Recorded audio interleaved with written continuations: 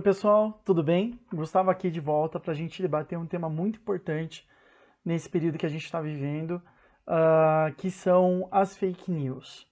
Né? Eu queria conversar um pouquinho hoje com vocês sobre essa matéria, que é uma matéria que já há alguns anos vem sendo debatida conosco e que tem um impacto muito importante, não tanto na formulação da geopolítica mundial, mas na adesão que existe ao redor do mundo a visões geopolíticas e a práticas de governos, como a gente tem observado. Tá? Eu quero perguntar rapidamente duas perguntas nesse vídeo. Né? Por um lado, o que são as fake news? E por outro lado, não, o que são, o que as caracteriza, mas por outro lado também perguntar se elas importam. Né? E se elas importam, como elas importam hoje em dia. Tá? Esse é um vídeo promovido, que surgiu da ideia de um debate com alunos meus da disciplina de Segurança Internacional.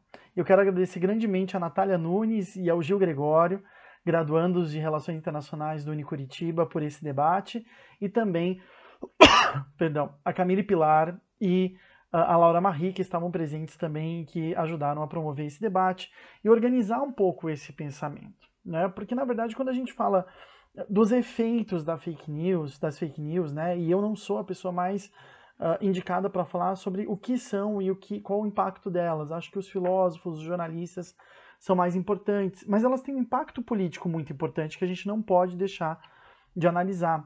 E a pergunta é, quando a gente vê uma fake news, a gente não está vendo, ou a questão é, né? Quando a gente vê uma fake news, a gente não está vendo necessariamente algo errado. Algumas vezes nós temos mentiras sendo publicadas, algo completamente falso, mas em geral a fake news ela tem algo de verdade e algo de fantasia. Né? Ela está dividida entre esses dois mundos. Né? Ela falseia a verdade de uma forma ou de outra. Né? Ela reorganiza essa verdade apresentando uma parte que pode ser verídica, mas também falseando, fantasiando, criando novas realidades. E aí a pergunta que eu queria colocar é, importa o fato que ela está relatando ou o que é mais importante para nós é o movimento, a quantidade de informações que a gente recebe no dia a dia? Né? E acho que essa discussão ela serve até como mecanismo para a própria promoção das fake news, uma vez que ela desvia a atenção da discussão com relação a alguns grupos que elas visam mesmo atacar, não é?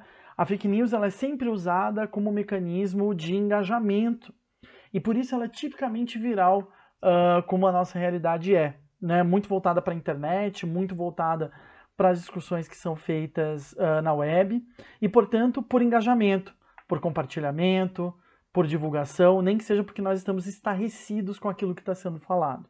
Né?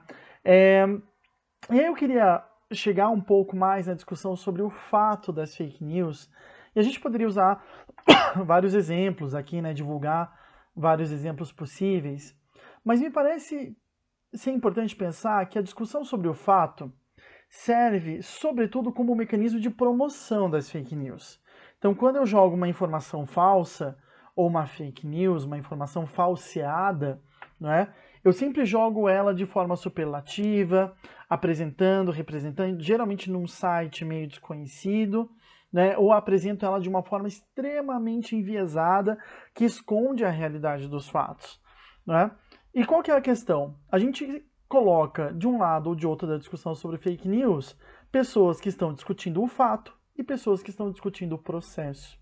E isso me parece ser muito importante até para que nós saibamos como lutar com relação às fake news, porque nesse processo de colocar em xeque o outro por meio da apresentação de uma fake news, de um falseamento, a gente está observando um embate de narrativas, né, de discursos, que se constrói de uma maneira diferente. Né? Quando a gente vê um fato retratado numa fake news, a gente fica pensando, não, me prove que esse fato é verdade, me comprove, me apresente provas materiais, discursivas, e que isso não é invenção da sua cabeça ou de um discurso que você comprou. Não é? Enquanto que nós que lutamos contra a fake news, nós pensamos dessa maneira, a pessoa que produz ou que comprou uma fake news, ela altera a pergunta. A pergunta vira, me prove que não é mentira. Pode não ser verdade, mas me prove que não é mentira. E as duas coisas são muito importantes, porque daí a figura do oponente no debate ela é relativizada e ela é diminuída, né? Ou seja, a gente coloca em oposição essas pessoas, mas de uma forma irresolvível, e que de uma forma ou de outra vai pousar num tópico muito importante que eu quero trazer, né? A gente constrói um debate, então, em torno do saber e o lugar das coisas no mundo, numa relação muito próxima com aquilo que a Hannah Arendt colocou no Origens do Totalitarismo, que é esse livro aqui na versão de bolso da Companhia das Letras, Companhia de Bolso. A Hannah Arendt falou sobre o papel do movimento, né? Ela fala a respeito do totalitarismo, mas um dos mecanismos principais de funcionamento do totalitarismo é o movimento, né?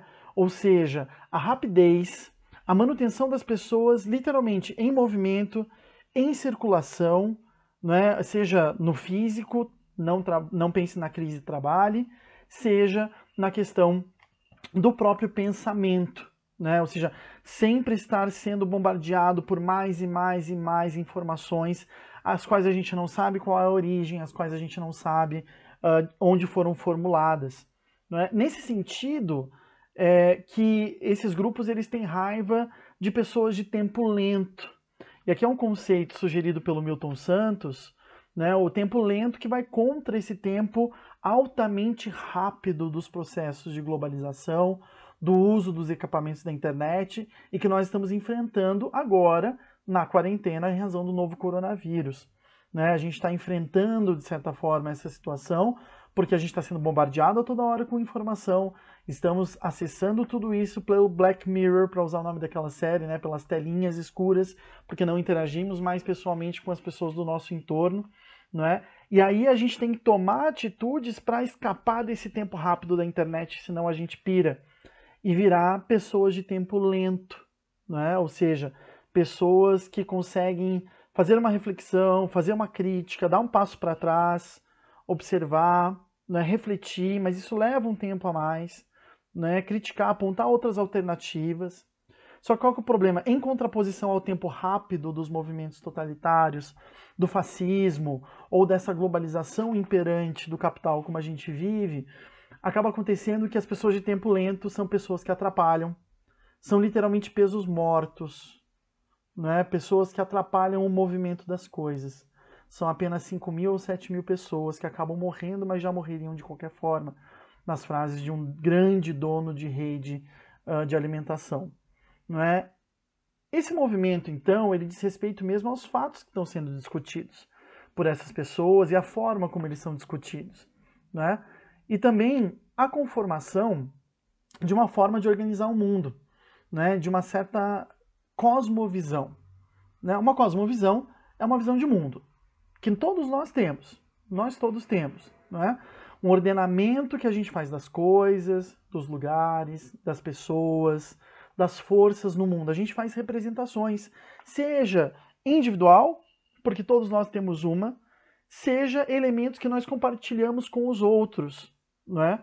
E aí, a colocação das coisas no mundo, a gente pode representar por dois movimentos muito bem sucedidos na alteração da cosmovisão política do mundo.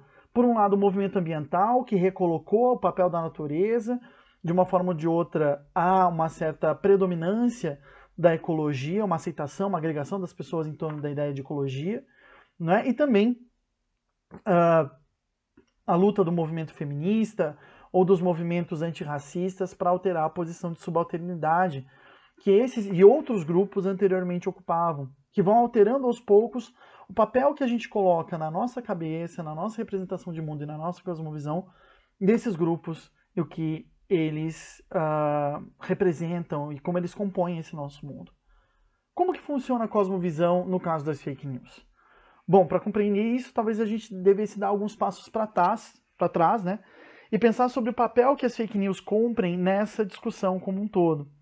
Pois logo em seguida de uma discussão em torno de uma fake news, uma coisa muito comum que acontece é que ela pousa numa esfera que é difícil de conversar com outros lados, porque ela pousa na parte da opinião, né?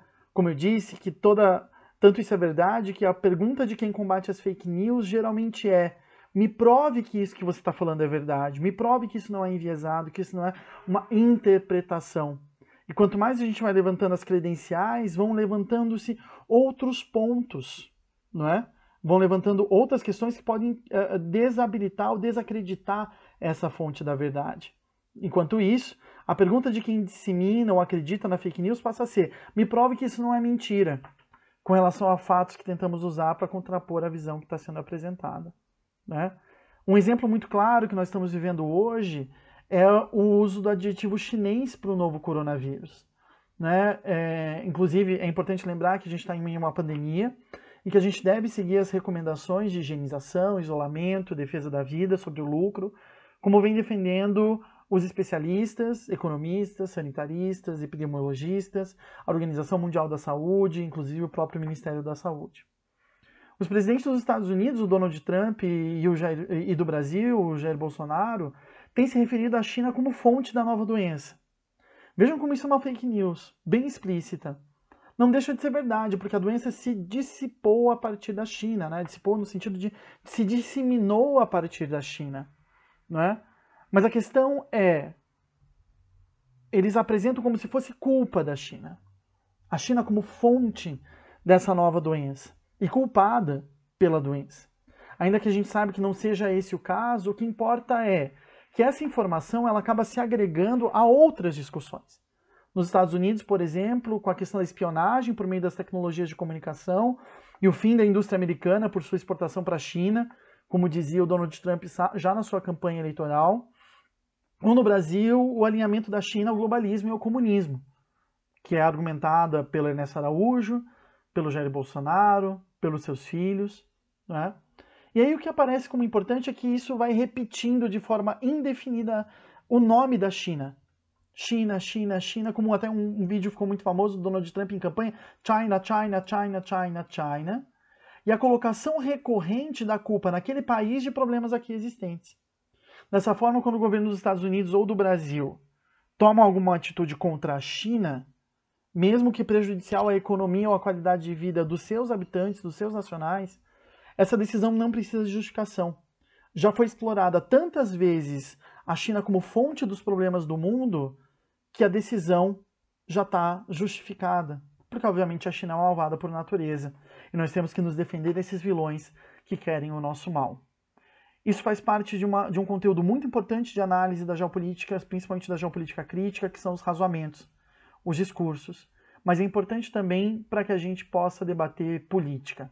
Se vocês tiverem interesse mais sobre essa discussão, que a gente está enquadrando aqui no debate sobre geopolítica das emoções, por favor, comente aqui no canal, não esqueça de seguir, compartilhar, curtir esse vídeo para que a gente tenha mais visibilidade e também para sugerir temas e debates que a gente possa apresentar.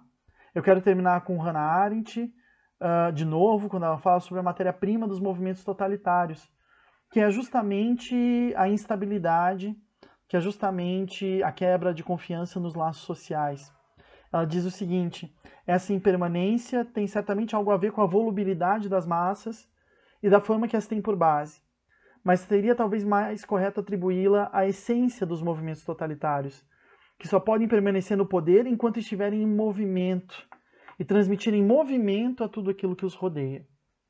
Que sejamos homens e mulheres de tempo lento, porque só essa crítica, essa pausa, essa reflexão vai nos permitir manter a sanidade mental em meio à situação em que nós nos encontramos e não permitir, nesse momento tão importante, um dia depois do dia da mentira, o dia do golpe, de 64, que nós sejamos aproveitados para um novo movimento totalitário ou ditatorial no Brasil. Espero que a gente consiga sobreviver a isso juntos, numa luta de recolocação e recuperação dos laços sociais. Tá bom, gente? Muito obrigado. De novo, podem comentar aqui no canal o que vocês quiserem. Estamos juntos. Sobreviveremos a mais essa. Tá bom? Tchau!